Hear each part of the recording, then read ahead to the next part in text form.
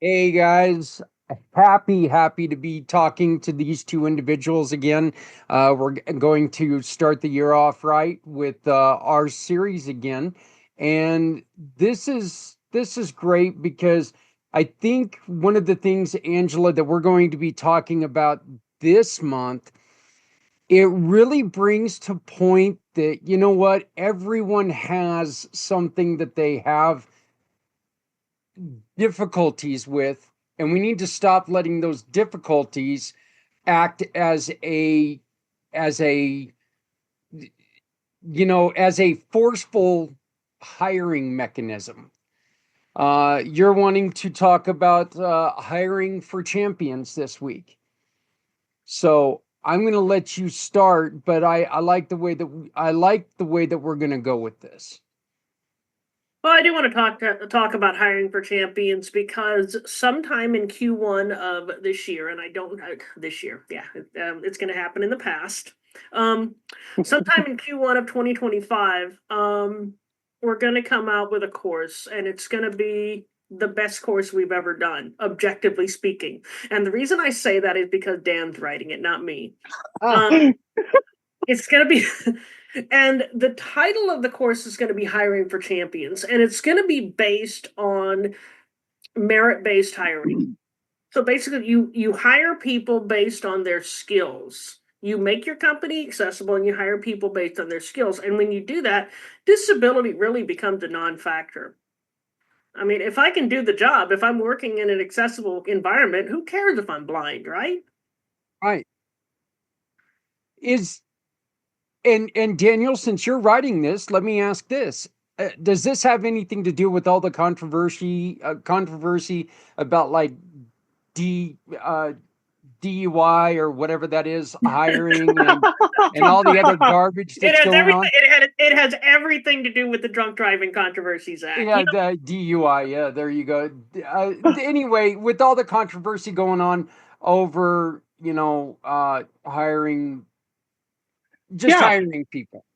yeah, it has absolutely everything. As a matter of fact, one of the first things we wrote was differentiating what we do from traditional DEI because most of the employers we talk to understand that diversity makes teams stronger. They understand that giving people a fair shot at proving their merit is the right thing to do both for them and for their business. They understand that inclusion is good and access is good, but there's a real frustration with how the process has been implemented because rather than trying to rebuild the culture and the infrastructure from the ground up so that these things would be native to the organization, we as a country by and large took the shortcut and tried to retrofit. Oh, we're going to just look at these surveys. Well, how many of this person do we have, and how many of this characteristic do we have? And without letting those things naturally cultivate over time and with real precision. And so we took the other end of the spectrum and said, yes, ultimately, if you do these things right, your metrics are going to end up where they should be because that's how these things work. But as we're getting there, as Angela said, we're going to design a workplace that brings out the best in people, where accommodations are a last resort because universal design is so ubiquitous. We're going to design a culture where everyone can show up as their best selves. And that's going to bring out more collaboration amongst teams and even within the ranks of employee and supervisor. Because when you've done that, you've opened up the floodgates for innovation in a way that really sparks much more progress in a natural, organic way that gets you where you want to go. So that's really the hallmark of creating DEI that works.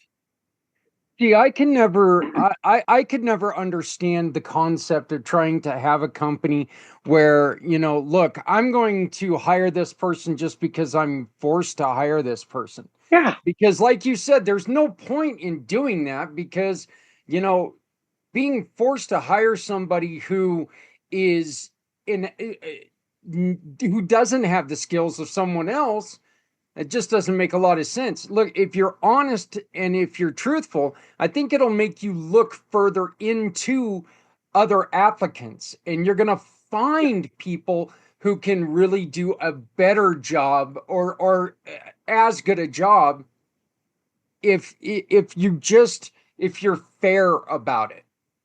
Yeah, the tagline that I've been using both for the course and in a lot of the work we're doing both with real life access and pieces of me is let me compete on a playing field free of bias and barriers, and may the best candidate win. Amen. And so in doing that, you're not dismissing that getting over bias is hard. You're not dismissing that many things remain inaccessible, but you're putting them in context. And you're saying, if I'm so insecure that I am worried about missing out on something because of the opportunity, because of the opportunity being fleeting in nature, even after the proper constraints are in place, then I'm not a good fit. But if I'm secure enough in saying, let's make this as equal as possible so that you can see the best of me, then I'm fully in my zone of genius. I'm fully in my confidence in saying I bring something to the table. And what employer doesn't want to meet somebody like that where they're at and see how they can make them part of their team? Exactly, Angela. We want people to say, I dare you to find somebody better than me. Exactly. And let me speak to the other side of that too. If you've ever worked in a job for which you weren't a good fit, and I have, you know how demoralizing that is, right? Because you're trying to do things, you have to do things all day that you really suck at. But imagine how demoralizing it would be to be hired because you're blind, because somebody took pity on the blind girl and wanted to hire her. Find out you're not a good fit for the job. And then when you come to realize that you're a DEI hire, that is absolutely soul crushing. Because what's your perceived worth in that case? How do you see yourself in that case? So we have to get to a point where we're hiring based on merit, even if it means some, and it's going to mean that some disabled people are going to get turned down for jobs. It's going to mean that. But it's also going to mean that the disabled people that get hired are going to be genuinely good fits for the company, genuinely excellent employees, which is going to elevate everybody's perception of disabled people in general. To that point, we have sections on our course on when to deny, somebody the opportunity to work for you because they're not a good fit. We have a section on when to fire us because we're not a good fit or because we're not doing the right, we're not doing the job. We're not giving you any ideas. No, just kidding. Yeah. Well, and then we also have sections that go deep into what is a non-reasonable accommodation request and when is even a reasonable accommodation an undue burden on an organization, because that is in the law as it currently stands. Not every accommodation that is requested can or should be honored. We dive into that for good reason. I got yelled at the other day, and Angela, I'd like to, and when I say the other day, this was a couple months ago, because I made a comment on I was viewing a show about women in business, and I made a comment. Look, I don't think that we really need to have the question, are what is your sex? Are you male, female, or other? I don't see that as a question we need to ask. I'm more interested in, are you qualified? What is your experience? These are questions that I'm more into. Um, and I got yelled at for that question. No, we need to celebrate that we're women. Okay, that's fine, but that doesn't mean that you deserve this job. Celebrate that your girl bossness, No, let me rephrase that. Let's celebrate our girl bossness over cocktails with our homegirls. Okay. That's where we celebrate that. When it comes to hiring, set the standards. Let the standards decide. Qualified women, given an equal playing field, are gonna rise. If we hire unqualified women because they're women, then we set women back.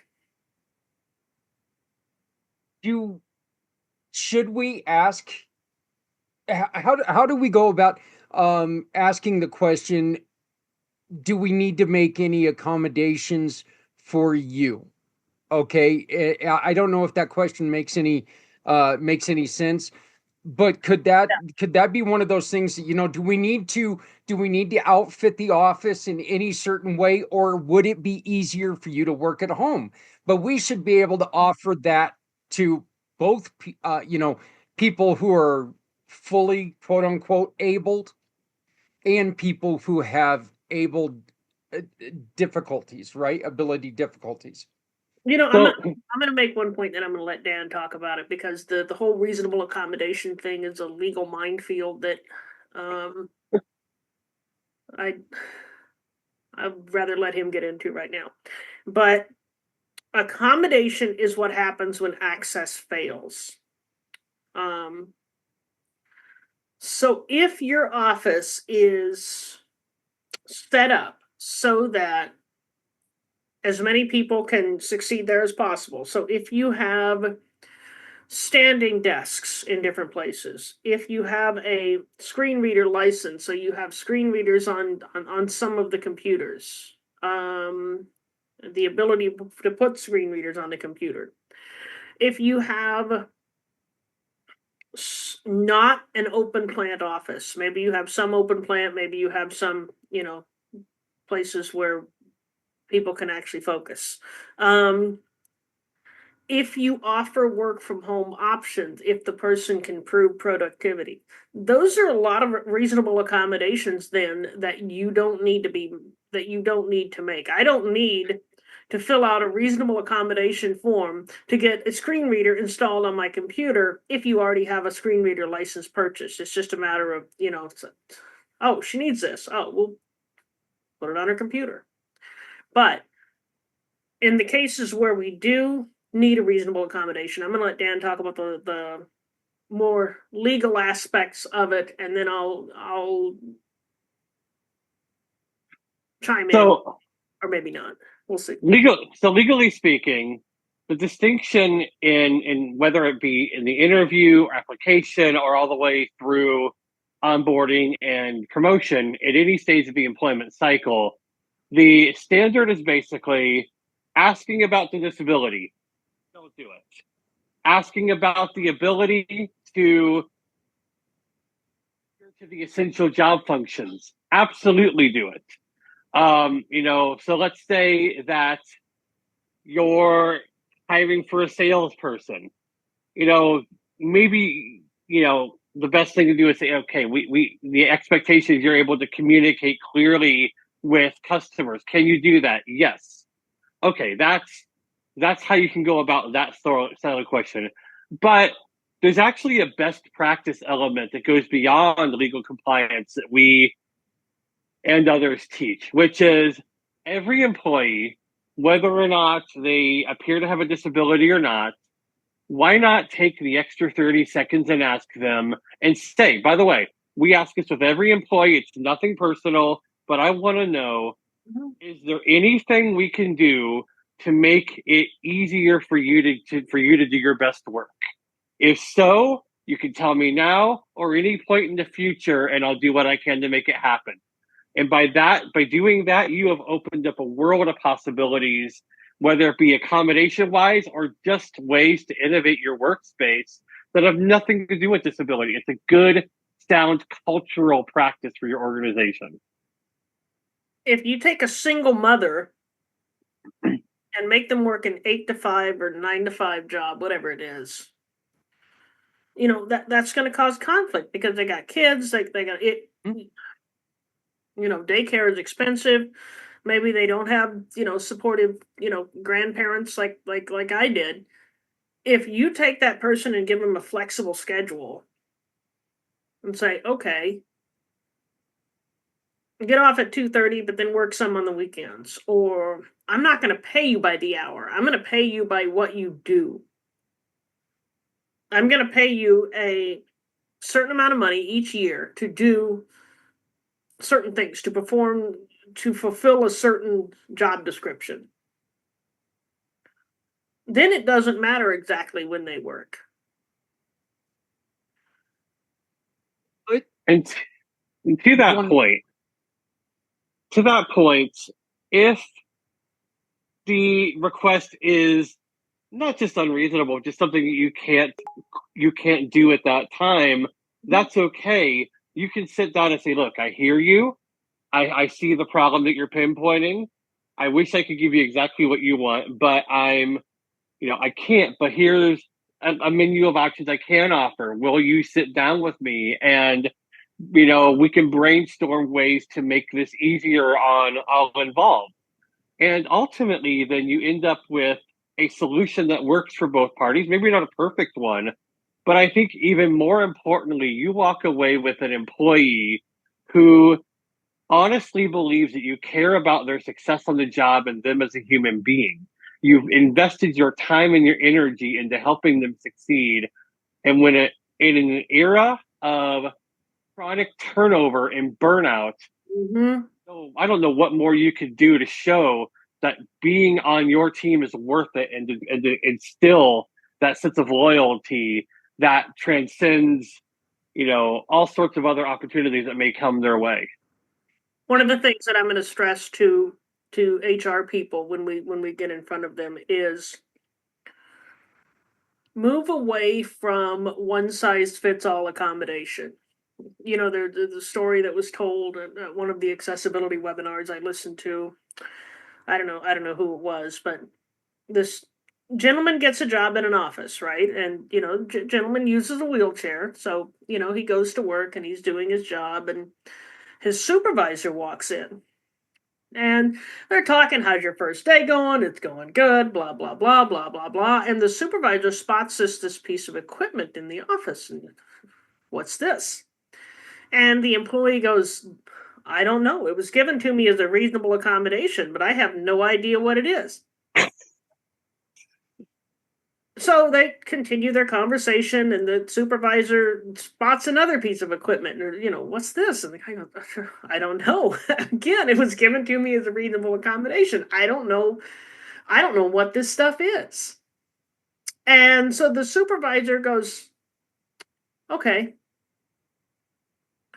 let me ask you, what do you need?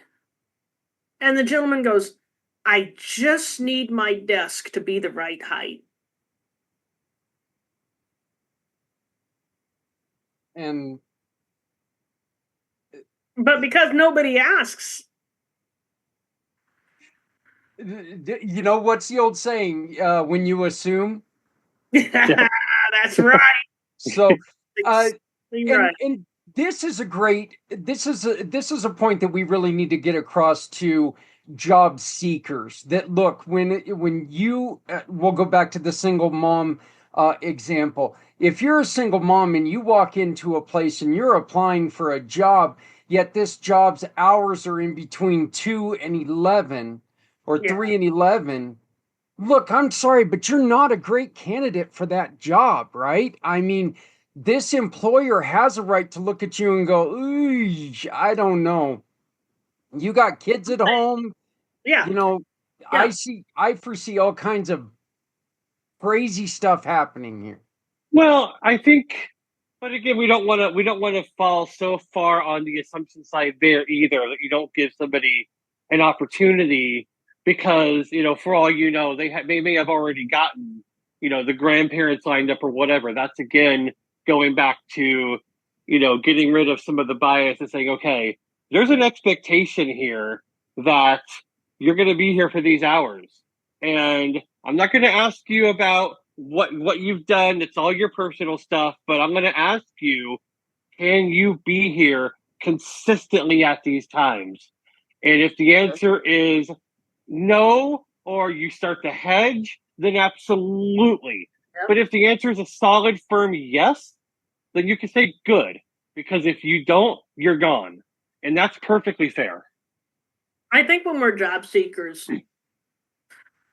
oftentimes job seekers are desperate, so they try to fit into every job they apply for.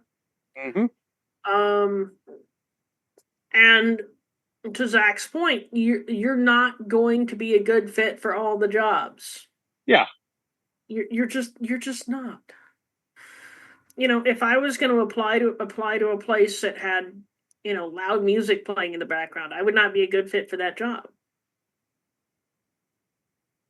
Well, I Unless wouldn't if it unless was, they allowed crappy music. the job, But and then I might make it work for a while. But if they didn't, which most employers don't, I'm not going to be a good fit for that. And that's fine, because there's other jobs that I would be a good fit for, that I would enjoy more, and that I would be better at, and that I would probably make more money at. hey, well, Angela, let me ask you a question. And this question seems like the answer should be very, very simple, but it's not. Are there jobs that people just are not qualified for? Yes. So, because there, I submitted my application the other day to be a truck driver. They laughed at me. well, no, I'm trying to look at, I'm trying to see this, the, the curb feelers on the truck, I mean, couldn't we make that happen? As long as I'm not running into anybody, I'm okay, right? Hey, you know what? Let's be honest here. They're making all these cars that drive themselves. And there will come a day. There will come a day when AI driving is so accurate that blindness will no longer be an issue. I don't think we're there yet technology wise, and I don't think we're there yet societally. Society is not, you know, society hasn't got to that point yet. Well, The technology will get there before society does. yeah, that scares me. The fact that things are driving themselves. That just gives me chills. So, Okay. Daniel, what's Let your me what? let me let me Oh, ask you this: would you rather have a computer out there on the road, or somebody that's had a dozen beers? yeah. Well, I'd rather have a taxi driver out there doing it, but or an Uber driver. But I But didn't give you that yeah, option. I gave you a false dichotomy. yeah, yeah. So yeah, definitely. Probably. Well, definitely, I would rather have the computer out there. There you So go. you know, but in a perfect world, I'd rather have the Uber driver. So, but Yeah. Daniel, what do you have to say on this? Well, to your question, yeah, I mean, I, for instance, I should not be applying for any position that is heavy on clerical work. I have and we get into this in the course too. I have a particular set of skills that are more toward the visionary and the invention side of things, not when it comes to the tenacious and implementing side of things. Mhm. So I think, yeah, anything that falls outside of your zone of genius is something you ought to really take a hard look at and ask yourself, am I doing this as a temporary means to an end? Am I doing this to build skills, or am I doing this out of desperation? And if it's the latter of the three, really think hard before you go down that path instead of taking the time to find something that's more suited for where you are, not only just not only for the sake of yourself and the employer, but also just as a means of preserving your own sanity. You know, How do we take and differentiate between no, you're not quite qualified for this job, or you just simply don't have the experience yet? There are emerging evaluation tools on that, but it's still difficult.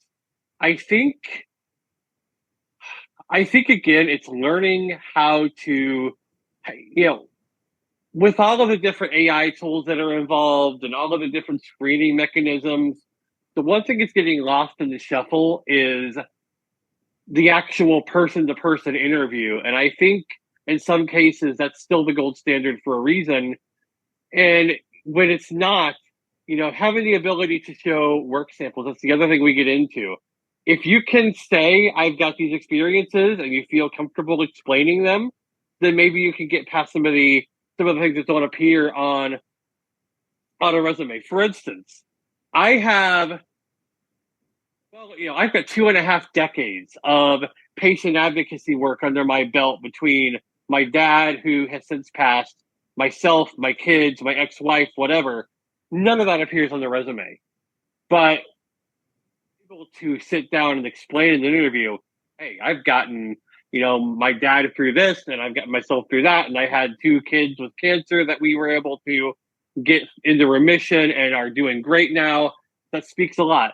When that is not a viable path, there is real hope in the emergence of work samples as being a good tool. So if you say, hey, I need you to show that you can be a graphic designer, here are the specs of something that we would conceivably need to use. Prove to me that you can do this. And that's going to tell you way more than AI or an interview ever would. And let me just say this, in order to maximize the human impact of interviews, the people that are actually going to be supervising and working with the candidate need to be involved in the hiring process. It can't be just an HR thing. There's too much distance. There's a chasm between the HR department and the and other departments within the company. That's such a good point, because particularly to Zach's hypothetical, somebody does need to sharpen their skills. Okay, supervisors mentor employees all the time, but there's that natural connection that needs to be present for a mentorship relationship to really work. And you can't know that really without having the 2 people in a room. How comfortable are they talking to each other? Do you see that natural chemistry or synergy that happens between humans? And if you see it, absolutely hire them. And if you don't, then it's okay to say, look, I just don't think that the fit is here from a human perspective. And we want to make sure that we're building synergy where the sum is greater than the parts, not constructing, a team where the sum is actually less than the parts. The job that changed my life. It got me out of a situation that I was a horrible fit for. It enabled me to get out of debt, and it led to the mindset shift, if I can talk, that got me where I am today. When I interviewed for that job, the people that interviewed me were my soon-to-be supervisor and another accessibility specialist who would ironically later become my supervisor. And we had a conversation. They were looking for somebody with more of an engineering background than I had. But we had a conversation about accessibility and what I bring to the table, and they talked to HR and they said we need to hire her.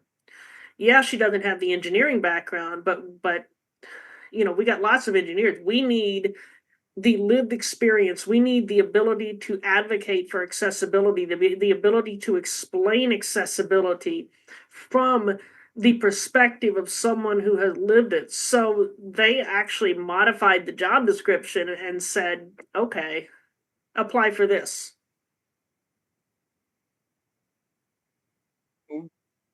If it had been HR that interviewed me, they may very well have said, she doesn't have the engineering background. She's not a good fit. Well, one of the things. Go ahead, Zach.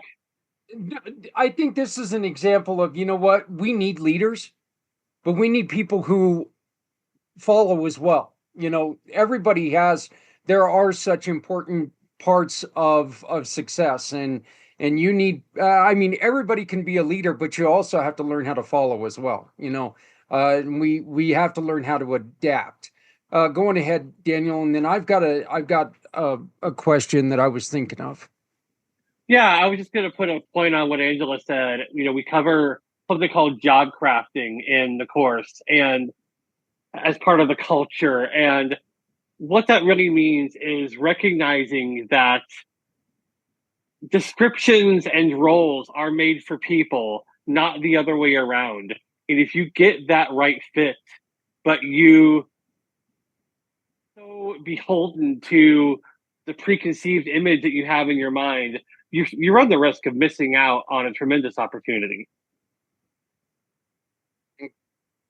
So I think this is a great topic, and I really believe that the things that we're saying are so very important. Here's the question: how do we implement this?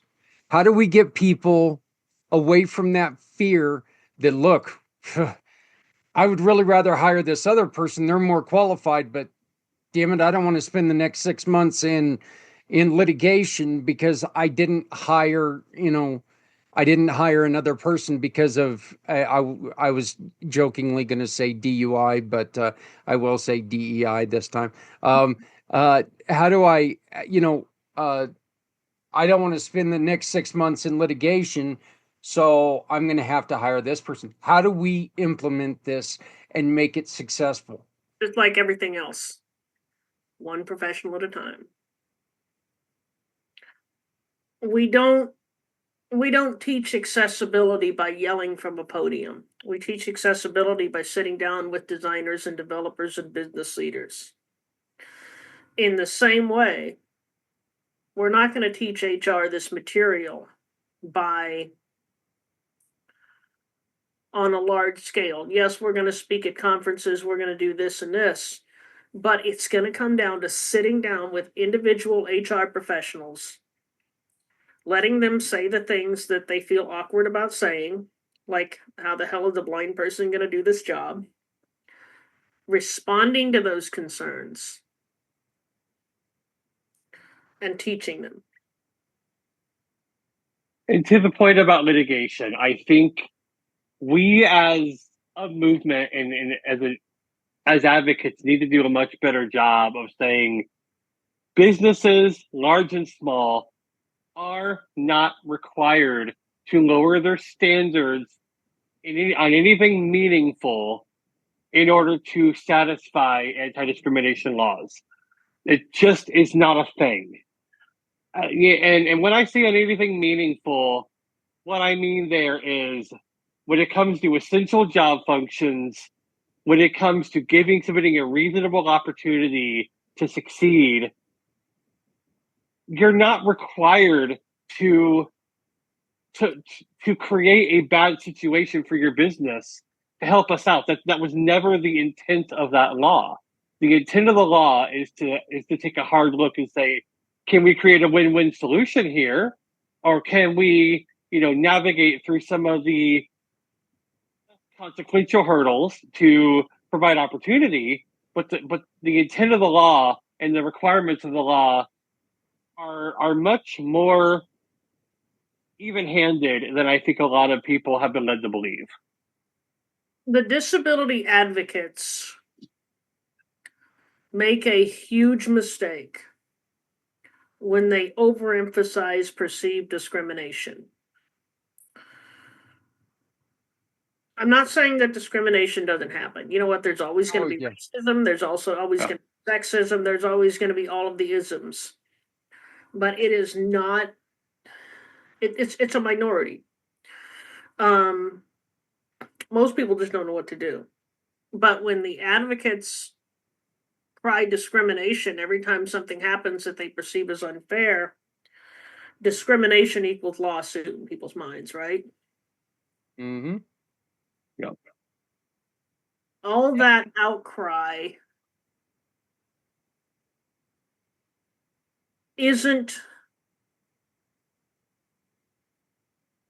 doesn't mean that there's going to be an increased likelihood that there is going to be litigation.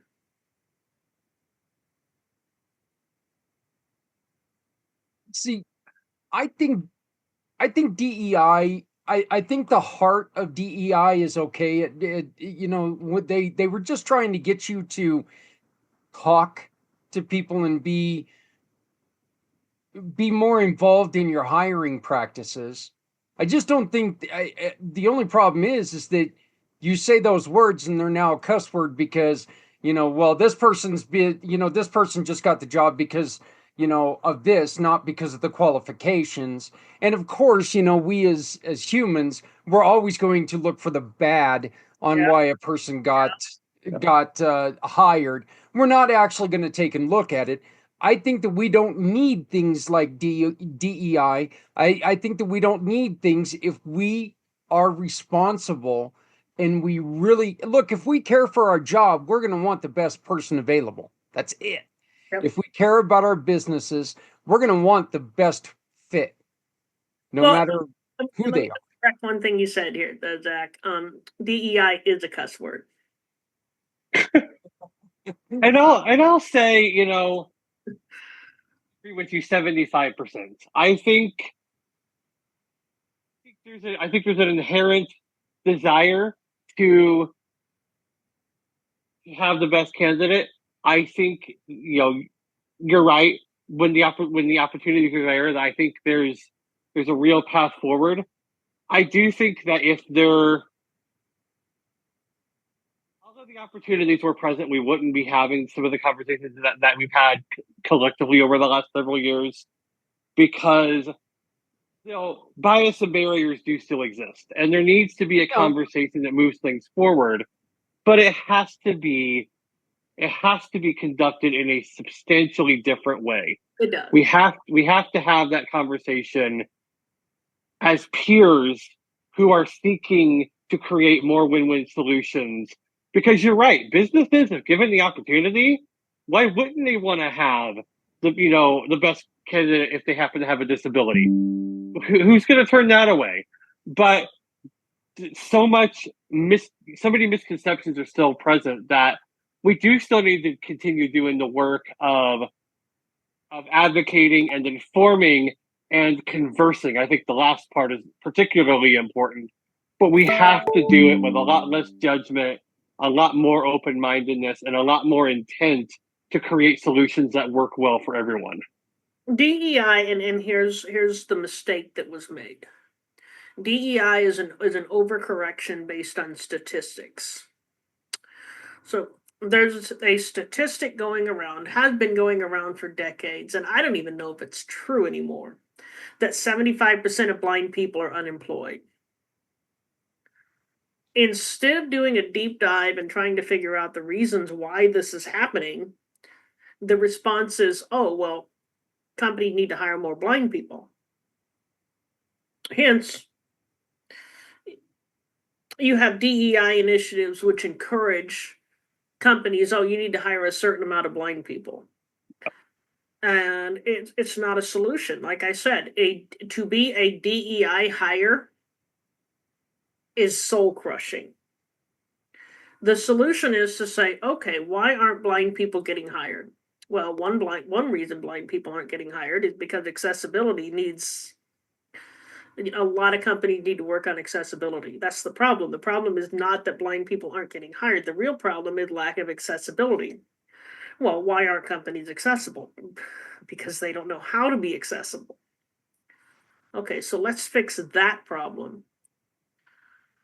Another reason blind people aren't getting hired, and this is where I draw some fire from my dear friends in the advocacy movement.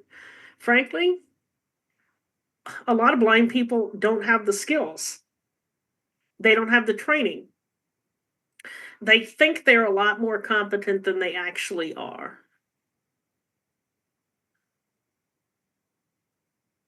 is is this because they've depended on the rules that have been implemented and they have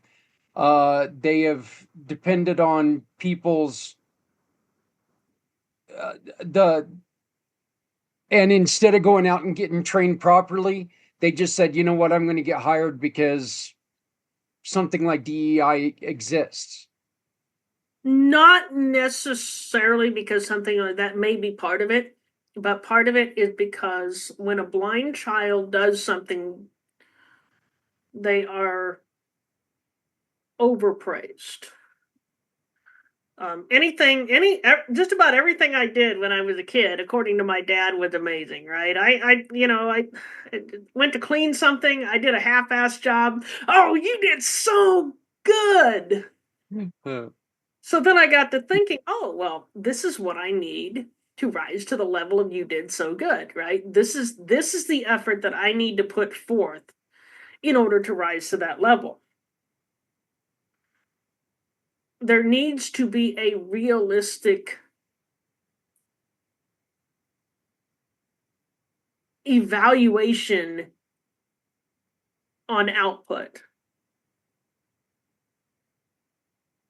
You You know, know, in all honesty, though, I ate a lot of the best ramen noodles that I've ever eaten, and my kids were, didn't have any disabilities, but when they cooked it, it was the best ramen noodles I ever ate.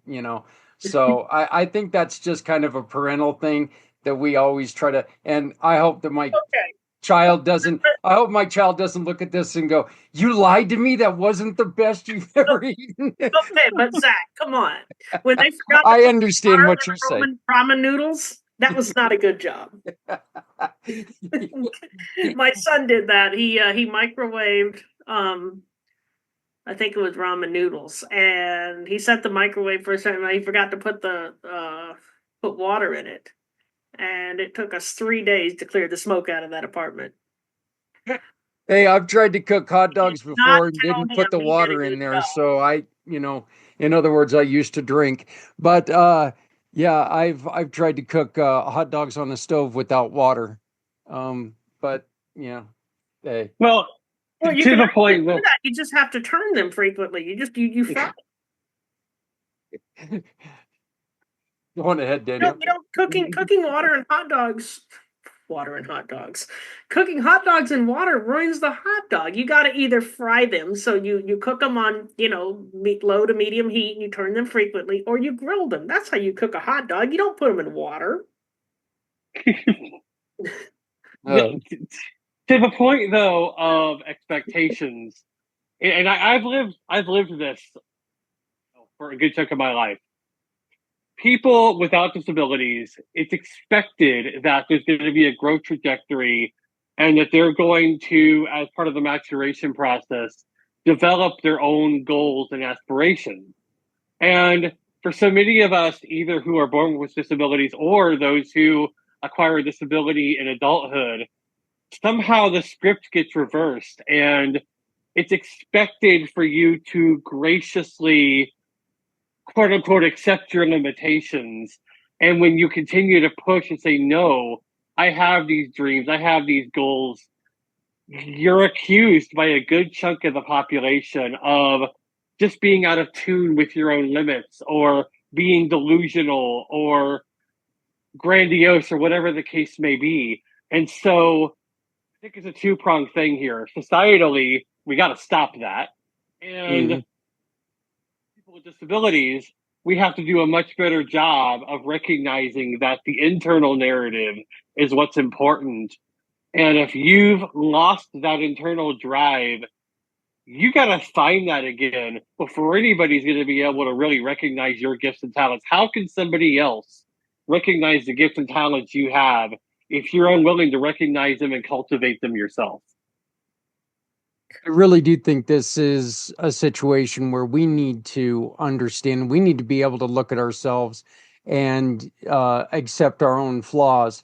Uh, because, you can't, it's wrong just to look at somebody and say, I depend on a program that's out there to get what I think I deserve.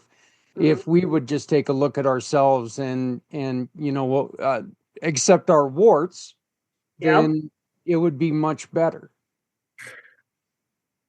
I suck at professional dress. If you see me just when I'm at home, my t-shirts probably have stains on them. If I have no obligation to be in front of the camera, knowing that actually empowers me to put systems in place so that when I need to dress professionally, when I need to present a professional appearance to the world, I can do it.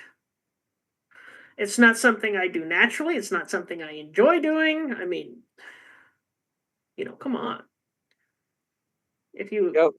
With me, you can definitely tell when it's Saturday because noon o'clock runs around and I'm still in my shorts, There you in my go. stretchy shorts and stuff like that. You can always tell when it's Friday because I'm wearing my collared red shirt for Red Fridays, and yeah, so creature of habit.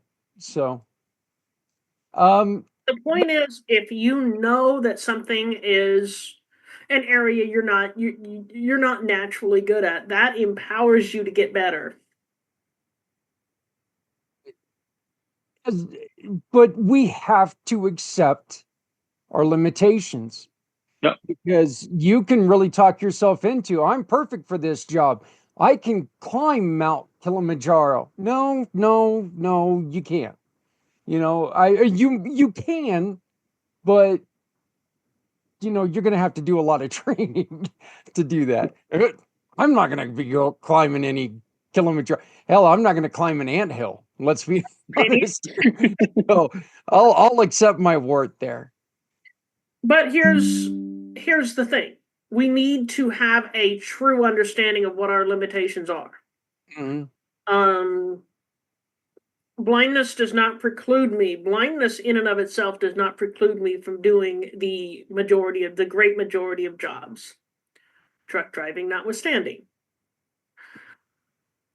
There are some things I'm really good at, and there are some things that I'm horrible at. I'm better in terms of the working genius theory.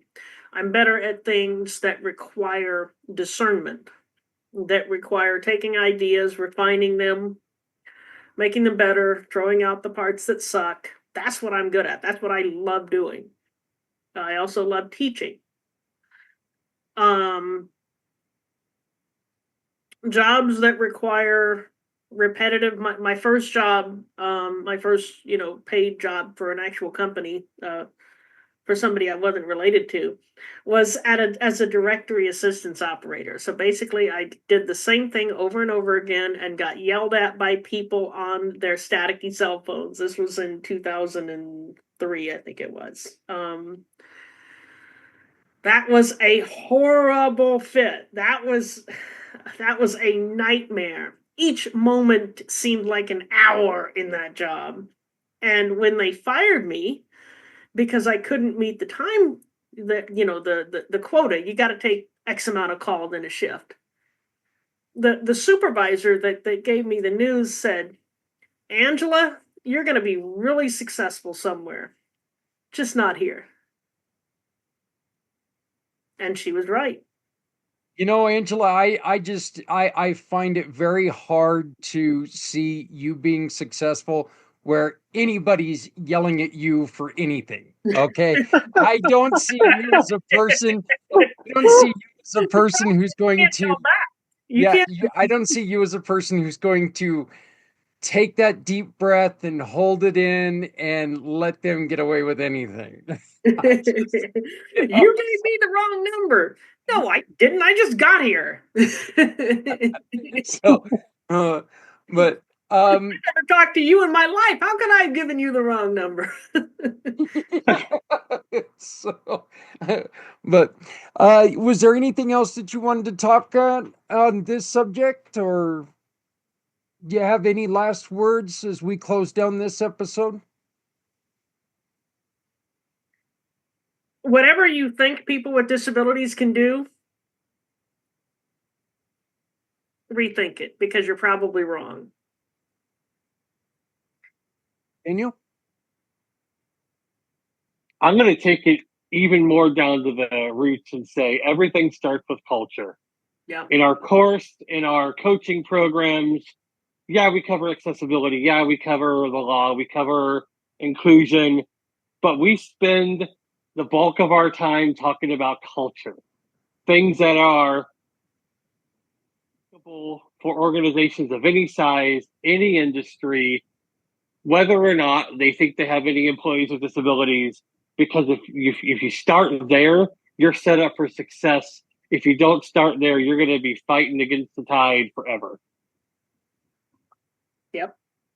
I think the one thing that I've that really opened my eyes about this conversation, and there was a lot that really did open my eyes about this conversation, but the one thing is that we need to not, and we need to stop assuming we know what it takes for somebody to complete a job. That story about the gentleman in a wheelchair, and he's getting all this equipment. All you're doing is cluttering equipment and probably confusing the hell out of somebody Make it because harder for the wheelchair. yeah, I didn't even know what the hell that is. I mean, so, so let's open these conversations. And the other thing is you know what, you can potentially do anything, but unless you can do it, don't don't portray yourself as being the best person. Prove it, prove it, and accept it. Accept your limitations and work on them. So, Angela, you look like you want to say something else to that. I think you hit the nail on the head, and true merit-based hiring, disability becomes a non-factor. Gender becomes all the things that we make assumptions based upon. In true merit-based hiring, those things become non-factors. And if the great majority of people that have a certain job are men or women or whatever category, that is let it go. If you're truly hiring based on merit, let that stuff go. I love it. Angela, before we close down this episode, do me a favor and tell us a little bit about Real Life Access. We are I am your anti-woke accessibility queen. That is a great title for you. We teach companies how to be accessible. Because most people don't know. Nobody's out there trying to discriminate. Come on, we need to get over ourselves on that as people with disabilities. Most people just don't know. So if you want to know how to be accessible, if you have questions, go to my website. It's www.reallifeaccess.com. Go to my website, subscribe to my newsletter, reach out to me. It's got all my socials. You can follow me on Facebook and LinkedIn and X. It's got different links to courses and different offerings that I have that is going to be updated by the first of the year, because I'm going to be introducing some new offerings and maybe getting rid of some that aren't working. So keep checking back. And you can also find Real Life Access at communitypayitforward.us. Mr. Hodges, please tell us about Pieces of Me. Pieces of Me Foundation, with that being PEACES, is transforming society's understanding of disabilities so that all individuals have the opportunity to reach their full potential. We are deeply in the business of bringing the right kind of conversations forward and bringing people together, not sacrificing our dedication to accessibility, but making sure that we're doing it right and bringing people on the path with us. Hence the name Peace in our name, the word peace in our name. So we got a lot of exciting webinars and other offerings coming up in 2025. We are also available to speak to your group, to open up the conversation. We're not going to tell you what to think. We're going to bring some facts. We're going to bring some stories. We're going to ask some questions. We're not going to pass judgment and say you're some mean old fool for thinking the way you do.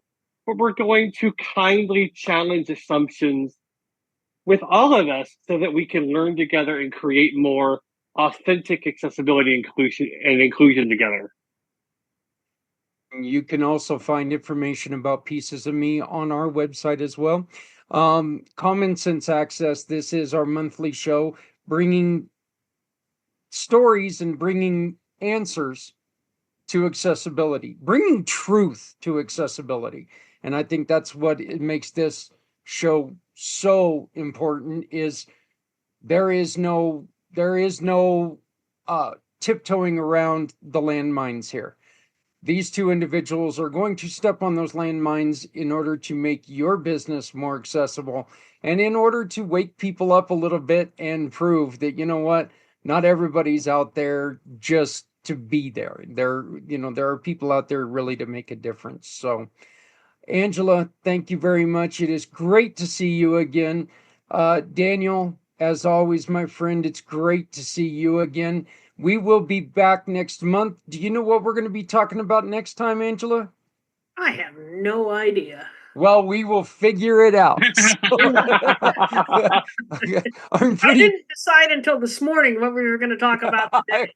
Hey, you know what? I'll be honest with you. This was a good one, though. I really like this one, and I think this one, I think the timing of this one is just perfect because of everything that's been going on. I think the timing of this one was just beautiful. So, a lot of conversation about merit-based hiring. Yep. In different, different current events arenas. Yep. Well, like I said, I think that this one was a perfect fit on what is going on today. So this has been Common Sense Access. Our subject today was hiring for champions. And this will be coming out in how long, this program? Sometime in Q1. Okay.